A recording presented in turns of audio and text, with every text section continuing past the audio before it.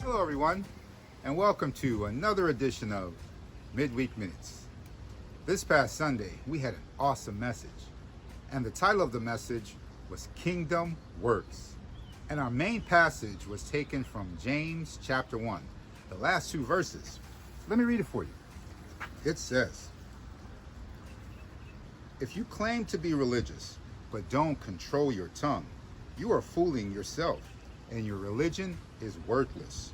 Pure and genuine religion in the sight of God the Father means caring for orphans and widows in their distress and refusing to let the world corrupt you." Kingdom works. You know, our first point on Sunday says, His kingdom works by the power of words. Yes, our words are very powerful. And at times, we may not have the right thing to say. And at other times, we may want to say something that is mean or that is not proper. And I'm sure you remember when your mom used to tell you, if you don't have anything nice to say, don't say anything at all. And to some extent, that's a good principle to follow. But shouldn't we have nice things to say? Doesn't the Bible tell us that we ought to bless the Lord at all times? His praise shall continually be in our mouth. And so, we have to not only not say things that can be hurtful or that can be not proper, but we also had to make an effort to say the right things. Colossians 4:6 tells us that we should let our conversation be gracious and seasoned with salt, so that we'd always be able to answer a person. And when you think about salt is something that gives flavor, that makes something palatable.